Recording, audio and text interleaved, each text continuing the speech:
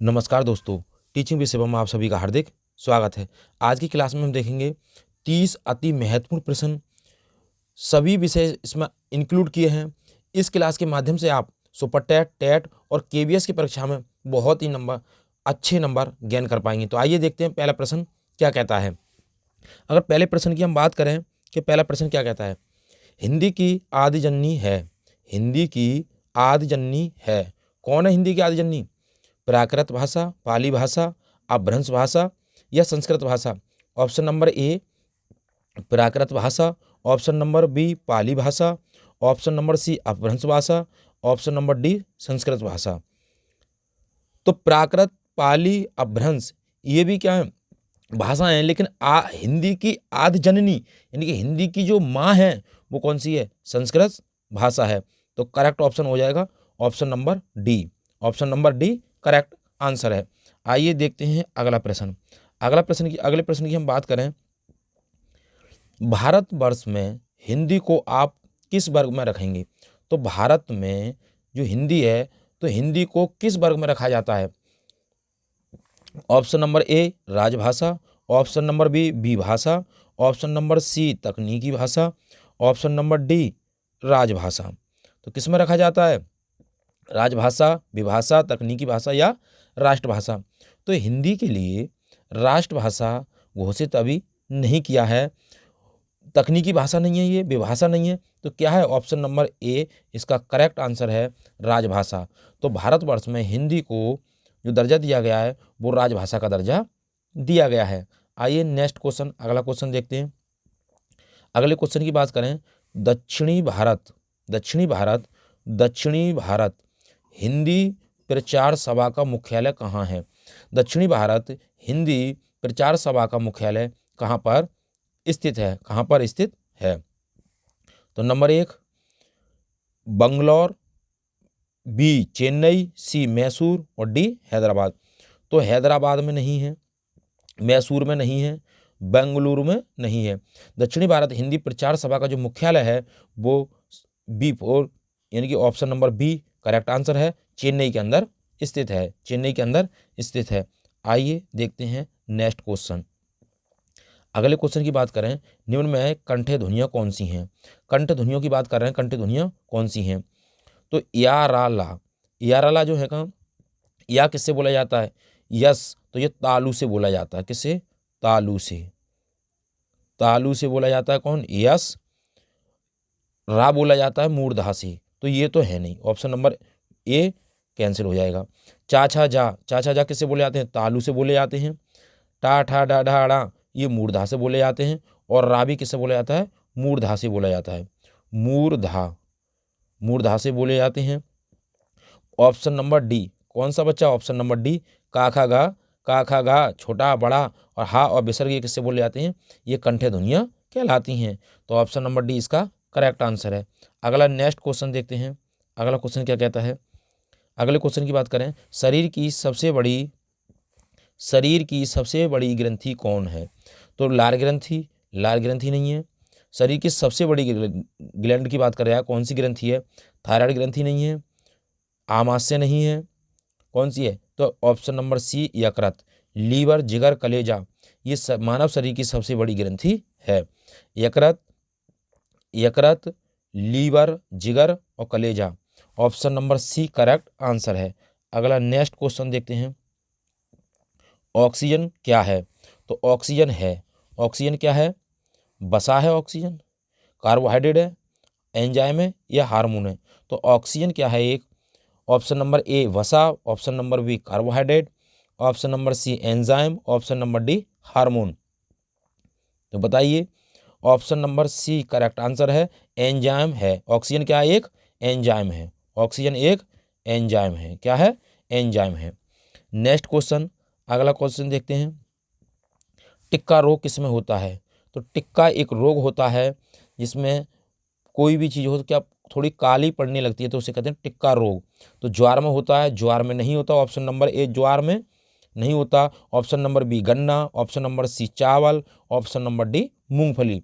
तो किस में होता है? ज्वार में नहीं होता, गन्ने में नहीं होता, चावल में भी नहीं होता है। तो किस में? Option number D correct answer है, मूंगफली में होता है कौन? टिक्का रोग। टिक्का रोग किस में होता है? मूंगफली के अंदर टिक्का रोग होता है। अगले क्वेश्चन की बात करें, अगला हमारा नेक्स्ट क्वेश्चन है, नींबू के रस का पीएच मान लगभग कितना होता है? तो नींबू का जो रस होता है, नींबू का रस का जो पीएच मान होता है वो कितना होता है? 10 होता है। Option number A 10, option number B 2.2, option number C 12, option number D 14। तो नींबू जो जितने भी खट्टे पदार्थ हैं उनका पीएच मान 7 से क्या होता है? कम होता है, 7 से कम होता है। अब नींबू भी क्या है? खट्टा है, इसलिए इसका पीएच मान कितना होगा? ऑप्शन नंबर 10 नहीं होगा, सी नहीं होगा, ऑप्शन नंबर डी भी नहीं होगा, क्योंकि ये 7 से ज़्यादा हैं। तो 7 से कम कौन सा है? तो 7 से कम बचा एक ही option, option number B. Option number B 2.2 नींबू के रस का पीएच मान होता है। नेक्स्ट क्वेश्चन देखें, अगले क्वेश्चन की बात करें। अगला क्वेश्चन हमारा, कौन सा धातु जल में डालने पर क्या हो जाती है? तैरने लगती है। ऐसी कौन सी धातु है जो जल में डालने पर तैरने लगती है? Option number A calcium, option number B nickel, option number C magnesium, option number D potassium. तो कौन सा है? अगर हम इस क्वेश्चन की बात करें कि ऐसी कौन सी धातु है जो जल में डालने पर तैरने लगती है, तो वो कौन सी धातु है? कैल्शियम। कौन सी धातु है? कैल्शियम एक ऐसी धातु है जो जल में डालने पर तैरने लगती है, तैरने लगती है। तो option number A correct answer है। अगला क्वेश्चन देखें, नेक्स्ट क्वेश्चन क्या कहता है। अगले क्वेश्चन की हम बात करें, भारत में निर्मित प्रथम कंप्यूटर का क्या नाम है? तो भारत में निर्मित जो प्रथम कंप्यूटर है उस कंप्यूटर का क्या नाम है? तो भारत में निर्मित प्रथम कंप्यूटर का जो नाम है क्या? Aryabhatta. Option number A Aryabhatta, option number B Siddhartha, option number C Ashok, option number D Buddha. तो भारत में निर्मित प्रथम कंप्यूटर क्या है? तो वो option number B Siddhartha. Bharat में निर्मित प्रथम कंप्यूटर का जो नाम है वो क्या है? सिद्धार्थ। तो option number B correct answer है, सिद्धार्थ, सिद्धार्थ। नेक्स्ट क्वेश्चन देखें, अगला क्वेश्चन क्या कहता है। अगले क्वेश्चन की बात करें, अगला क्वेश्चन कहता है, निम्नलिखित में से क्या स्टोरेज डिवाइस का उदाहरण नहीं है? तो स्टोरेज डिवाइस नहीं है, कौन किसी चीज़ को स्टोर नहीं कर सकती? तो option number A floppy, option number B hard disk, option number C CD, option number D RAM. तो ऐसी कौन सी डिवाइस है जो स्टोरेज डिवाइस का उदाहरण नहीं है, यानी कि स्टोरेज डिवाइस का उदाहरण नहीं है? तो ऑप्शन नंबर ए फ्लॉपी, ये भी स्टोरेज डिवाइस है, हार्ड डिस्क भी क्या स्टोरेज डिवाइस है, और सीडी भी क्या स्टोरेज डिवाइस है। लेकिन रैम एक स्टोरेज डिवाइस नहीं है और नहीं ये पूछ रहा है, इसलिए इसका करेक्ट आंसर जो है ऑप्शन नंबर डी रैम। क्या है? रैम। तो रैम क्या है? स्टोरेज डिवाइस एक नहीं है। नेक्स्ट क्वेश्चन, अगला क्वेश्चन देखें। अगला क्वेश्चन क्या कहता है, पीसी का पूरा नाम क्या है? पीसी, तो पीसी की हम बात करें, पीसी का पूरा नाम क्या है? पीसी का पूरा नाम क्या है? Option number A public computer, option number B personal computer, option number C private computer, option number D B और सी दोनों। तो पीसी का जो पूरा नाम है वो है पर्सनल कंप्यूटर। क्या है? पर्सनल कंप्यूटर, इसलिए option number B correct answer है। ऑप्शन नंबर बी क्या है? करेक्ट आंसर है, पर्सनल कंप्यूटर पीसी की फुल फॉर्म है। नेक्स्ट क्वेश्चन, अगला क्वेश्चन देखें। अगला क्वेश्चन क्या कहता है, मोहिनी अट्टम नृत्य का रूप का विकास निम्न में से किस राज्य से है? तो मोहिनी अट्टम जो नृत्य है वो कौन से राज्य से है, यानी कि किस राज्य का मोहिनी अट्टम नृत्य है? Option number A Karnataka, option number B Tamil, option number C Kerala, option number D Orissa. तो कौन से राज्य से है मोहिनी अट्टम नृत्य? तो ऑप्शन नंबर सी केरल राज्य से है मोहिनी अट्टम। मोहिनी अट्टम कहाँ का लोक नृत्य है? तो केरल का लोक नृत्य है। नेक्स्ट क्वेश्चन देखें। अगला क्वेश्चन कहता है हमारा, निम्नलिखित में से कौन सा एक देव नृत्य है? निम्न में से कौन सा एक देव नृत्य है? अगर हम देव नृत्य की बात करें तो क्या Mohini Attam, option number A Mohini Attam, option number B Kuchipudi, option number C Kathakali, option number D Bhangra. तो कौन सा एक देव नृत्य है? तो अगर हम ऑप्शन की बात करें तो option number B correct answer है, कुचिपुड़ी। कुचिपुड़ी एक देवीय नृत्य है। अगर कुचिपुड़ी की बात करें तो कहाँ का लोक नृत्य है? तो ये आंध्र प्रदेश का लोक नृत्य है। कहाँ का लोक नृत्य है ये? आंध्र प्रदेश का। आंध्र प्रदेश आंध्र प्रदेश का ये लोक नृत्य है कुचिपुड़ी। और कैसा नृत्य है? ये एक देव नृत्य है। एक देव नृत्य है। नेक्स्ट क्वेश्चन देखें, अगला क्वेश्चन क्या कहता है? अगले क्वेश्चन की हम बात करें तो अगला क्वेश्चन कहता है हमारा, स्कूल अनुशासन में निम्न में से किसे प्राथमिक दी जाती है, यानी कि प्राथमिकता किसे दी जाती है? ऑप्शन नंबर ए नापसंदीदा व्यवहारों पर अंकुश लगाने पर, ऑप्शन नंबर बी छात्रों का योजनाबद्ध विकास करने पर, ऑप्शन नंबर सी प्रधानाचार्य के आदेशों का अनुपालन करने पर, ऑप्शन नंबर डी सामाजिक नियमों का सहर्ष परिपालन करने पर। तो बताइए कौन सा ऑप्शन ठीक है? कमेंट बॉक्स में अवश्य बताएं। तो आइए देखते हैं पहला, नापसंदीदा। तो पसंद जो व्यवहार है उस पर अंकुश लगाया जाए, इस पर अंकुश लगाने की कोई बात नहीं की गई, इसलिए ऑप्शन नंबर ए नहीं हो सकता। और छात्रों का योजनाबद्ध विकास, ऐसा कोई मतलब नहीं है, योजनाबद्ध से कोई लेना देना नहीं है। अगर हम बात करें तो ऑप्शन नंबर बी भी क्या हो जाएगा? इनकरेक्ट है। प्रधानाचार्य के आदेशों का अनुपालन करें, ऐसा कुछ नहीं है। तो ऑप्शन नंबर सी भी क्या है? गलत है। ऑप्शन नंबर डी, अब बच्चा ऑप्शन नंबर डी, तो ये इसका आंसर हो जाएगा। अब देखें कैसे, सामाजिक नियमों का सहर्ष परिपालन करना, यानी कि बच्चे में स्कूल अनुशासन की बात जब आए, अनुशासन, स्कूल में अनुशासन किससे होगा? समाज के जो नियम है उसका परिपालन करेगा बच्चा, तो क्या होगा? बच्चे के अंदर क्या आएगा? अनुशासन आ जाएगा। तो उसी के लिए हम प्राथमिकता देते हैं। नेक्स्ट क्वेश्चन, अगला क्वेश्चन हमारा क्या कहता है? अगले क्वेश्चन की बात करें, अगर कोई छात्र स्कूल पोशाक में नहीं आ रहा है तो आप क्या करेंगे? ये क्वेश्चन कह रहा है, यदि कोई भी छात्र स्कूल पोशाक में नहीं आ रहा है तो आप क्या करेंगे? उसके लिए मारेंगे, फटकारेंगे, डांटेंगे, क्या करेंगे? तो option number A option number ए क्या कहता है? उसे स्कूल की पोशाक पहनने के महत्व को समझाएंगे। ऑप्शन नंबर बी उसे शारीरिक व आर्थिक दंड देंगे, तो आर्थिक शारीरिक दंड नहीं देना है। ऑप्शन नंबर सी क्या कहता है? उसके अभिभावक को स्कूल पोशाक बनवाने के लिए कहेंगे, ऐसा भी नहीं करना है। कहेंगे उसे कक्षा में प्रवेश की अनुमति नहीं देंगे, ऐसा कुछ नहीं करना है। तो ऑप्शन नंबर डी गलत, ऑप्शन नंबर सी गलत, ऑप्शन नंबर बी गलत। तो बच्चा कौन? Option number A correct answer है।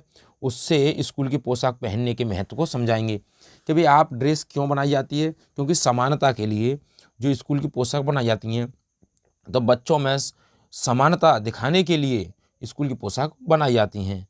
तो option number A correct answer है।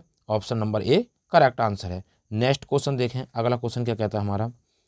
अगले क्वेश्चन की हम बात करें कि शक कैलेंडर का पहला महीना शुरू होता है।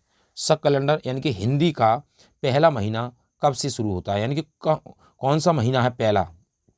तो Chait, option number A, option number B Bhadrapad, option number C Magh, option number D Baisakh. तो कौन सा है शक कैलेंडर का पहला महीना? तो पहला महीना जो है हिंदी का वो है चैत। कौन सा है? चैत हिंदी का पहला महीना है। Option number A correct answer है। अगला नेक्स्ट क्वेश्चन देखें। नेक्स्ट क्वेश्चन क्या कहता है हमारा? नेक्स्ट क्वेश्चन, अल्पना भारत के किस क्षेत्र की प्रमुख कला है? तो अल्पना एक प्रमुख कला है, वो कौन सी क्षेत्र की है, कला शैली है? तो अल्पना की हम बात करें तो वो option number A Chandigarh, option number B Paschim Bangal, option number C Punjab, option number D Kerala. तो इसका जो करेक्ट आंसर है, अल्पना कहाँ की है कला शैली? अल्पना, तो अल्पना जो कला शैली है वो कहाँ की है? पश्चिम बंगाल की है। तो पश्चिम बंगाल की एक प्रमुख लोक कला शैली है alpana. Option number B correct answer हो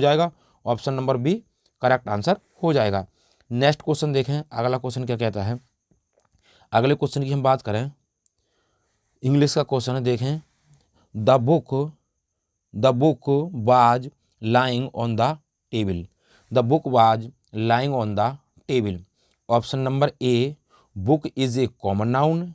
option number B, book is a proper noun. Option number C, book is a collective noun. Option number D, book is a an abstract noun. अब हम बात करें एब्स्ट्रैक्ट नाउन। एब्स्ट्रैक्ट नाउन उसे कहते हैं जिसमें क्या हो, फीलिंग आए यानी कि भाव उत्पन्न हो, तो एब्स्ट्रैक्ट नाउन तो ये होगा नहीं। ऑप्शन नंबर सी क्या कहता है, book is a collective noun, समूहवाचक संज्ञा, ये समुदाय में है क्या, ये समुदाय में है, तो ये समुदाय में नहीं है, तो कलेक्टिव नाउन भी नहीं होगा।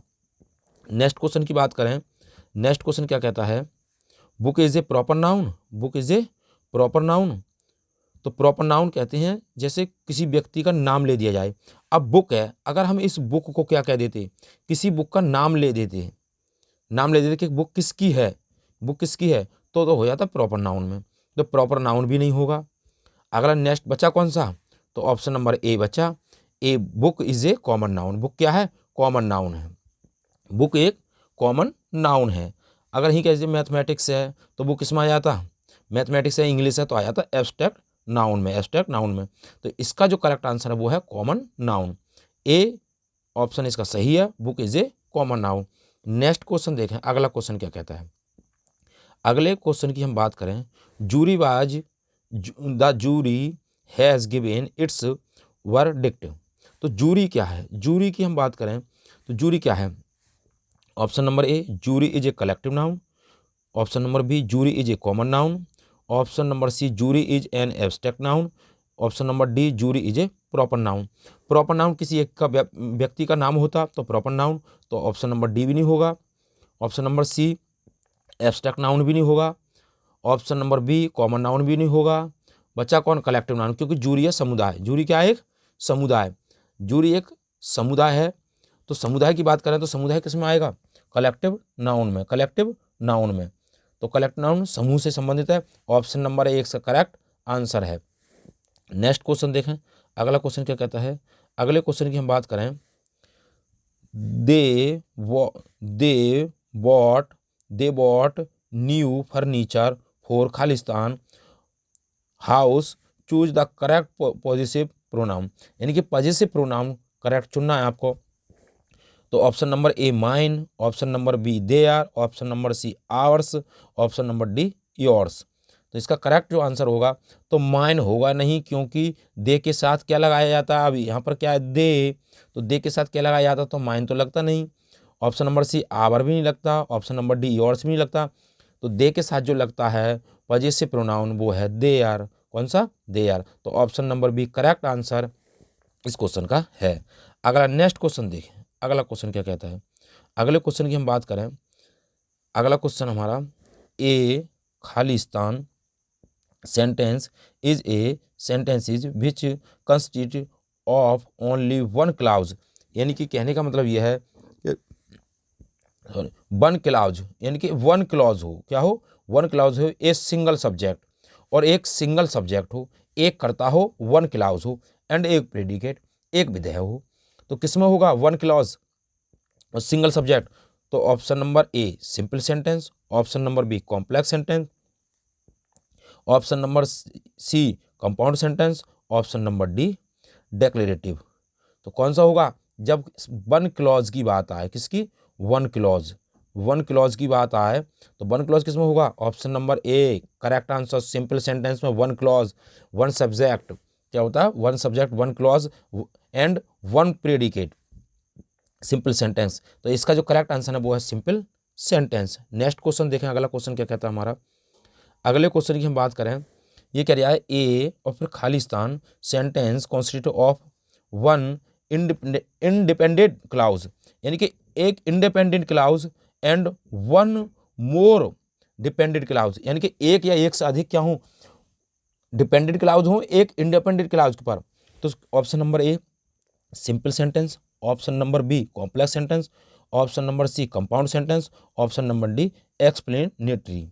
तो इसका जो करेक्ट आंसर है सिंपल सेंटेंस तो होगा नहीं, एक्सप्लेनेटरी नहीं होगा, बच्चे कौन, कॉम्प्लेक्स और कंपाउंड, कॉम्प्लेक्स और कंपाउंड।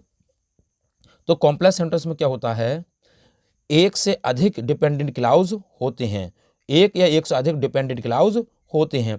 तो option number B correct answer है, कॉम्प्लेक्स सेंटेंस कहलाता है, कॉम्प्लेक्स सेंटेंस। ऑप्शन नंबर, अगला क्वेश्चन देखें, नेक्स्ट क्वेश्चन क्या कहता है हमारा। नेक्स्ट क्वेश्चन है a sentence containing at least two independent clause is known as a sentence. यानी कि टू इंडिपेंडेंट क्लॉज हो नॉन जाना जाता है कौन सा, simple sentence. At least two, कम से कम दो हों, कम से कम दो इंडिपेंडेंट क्लॉज हों। जब दो इंडिपेंडेंट क्लॉज हों और किसी के द्वारा जुड़े हुए हों तो सिंपल सेंटेंस तो होगा नहीं, क्योंकि इसमें क्या होता है, वन प्रेडिकेट होता है और वन सब्जेक्ट होता है। कॉम्प्लेक्स सेंटेंस भी नहीं होगा, क्योंकि अभी बताया है। Option number C compound sentence, option number D explanatory sentence. तो एक्सप्लेनेटरी सेंटेंस होगा नहीं, बचा कौन, कंपाउंड सेंटेंस। तो compound sentence at least two independent clause known as a sentence, तो क्या कहलाता है, compound sentence. Option number C इसका करेक्ट आंसर है। नेक्स्ट क्वेश्चन देखें, अगला क्वेश्चन क्या कहता है। अगले क्वेश्चन की हम बात करें, निम्नलिखित में किस विटामिन बी विटामिन का नाम सही है। यानी कि ये कहने का मतलब ये है कि विटामिन बी कॉम्प्लेक्स है और विटामिन बी के क्या क्या नाम हैं। तो option number A vitamin B2 को राइबोफ्लेविन कहते हैं। ऑप्शन नंबर 2 कहता है विटामिन B3 को नियासिन या नियासिन कहते हैं। ऑप्शन नंबर 3 विटामिन B7 को बायोटीन कहते हैं।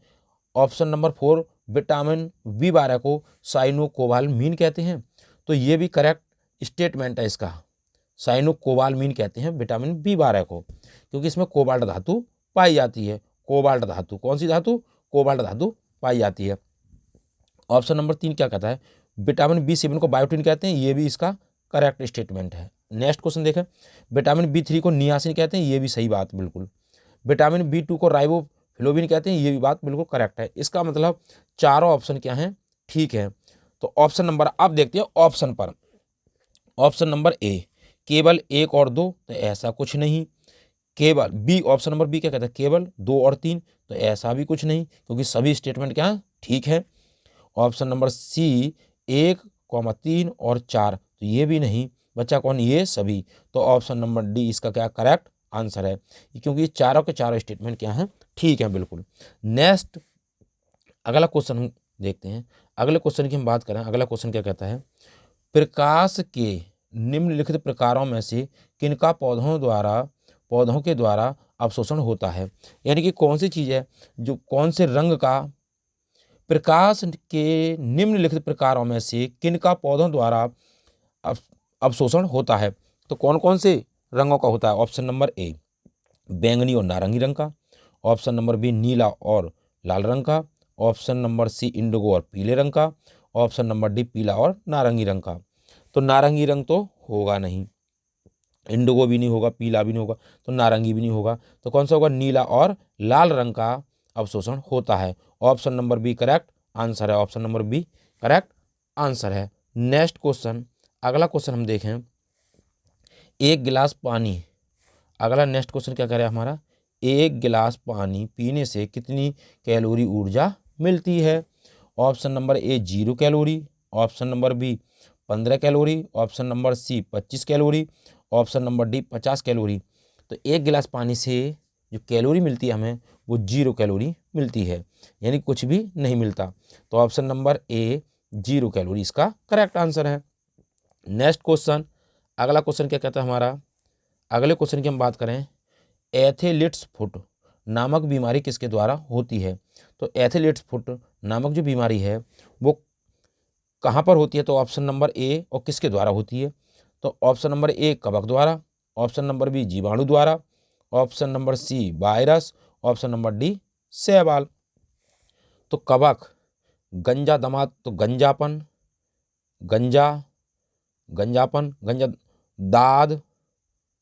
दाद, दमा, गंजा दमाद, खाए फ्रूट, तो